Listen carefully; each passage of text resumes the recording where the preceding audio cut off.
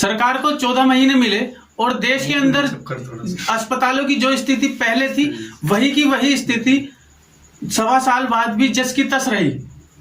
ना ही देश के अंदर सही से अस्पताल नहीं बन पाए और वेंटिलेटर की कमी, ऑक्सीजन की कमी, दवाओं की कमी। सरकार को अंधी सरकार ना कहा जाए तो क्या कहा जाए, जबकि राहुल गांधी ने 17 मार्च 2020 को ही तानाशाह मोदी को आगाह किया था कि आने वाला समय भारत के लिए बहुत पेनफुल होगा और आने वाले समय में भारत में कोरोना की सुनामी आने वाली है। ये राहुल गांधी ने 17 मार्च 2020 को कहा था और राहुल गांधी ने यहां तक कहा कि भारत को सतर्क रहना चाहिए, सिर्फ कोरोना से नहीं बल्कि अर्थव्यवस्था से भी, जो कि आने वाले समय में तबाह होने वाली है।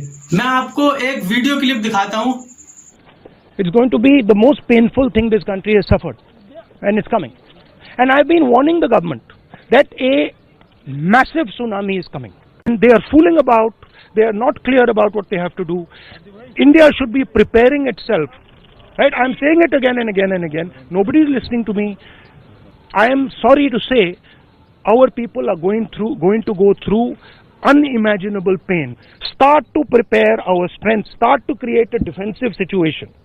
Okay, because if you don't, there will be devastation. Again, there will be devastation. That's what I'm trying to say. I'm trying to tell the Prime Minister, get your head out of the sand. Your head is right now in the sand. Pull it out. Look around what's going on. Don't be... लेकिन उनके हर बयान की तरह इस बयान को भी हल्के में लिया गया। नतीजा आपके सामने है।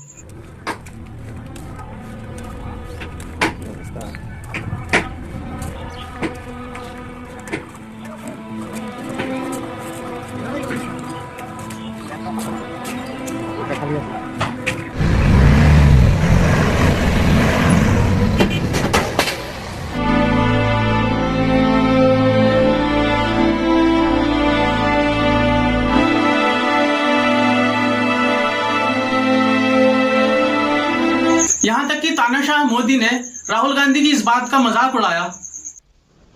जब कोरोना आया तो मुश्किलें भारत के सामने भी कम नहीं थी। मुझे याद है पिछले साल फरवरी, मार्च, अप्रैल में दुनिया के कई नामी एक्सपर्ट्स और बड़ी बड़ी संस्थाओं ने क्या क्या कहा था। भविष्यवाणी की गई थी कि पूरी दुनिया में कोरोना से सबसे प्रभावित देश भारत होगा। कहा गया कि भारत में कोरोना संक्रमण की सुनामी आएगी।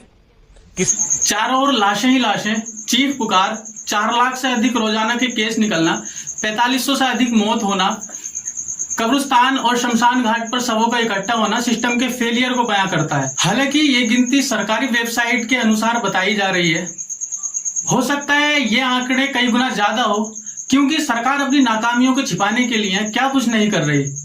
जैसे पप्पू यादव को एम्बुलेंस की सच्चाई दिखाने के लिए जेल भेजना या इंस्टाग्राम से सच्चाई भरी वीडियो को हटवाना, सच्चे पत्रकारों को अरेस्ट करवाना।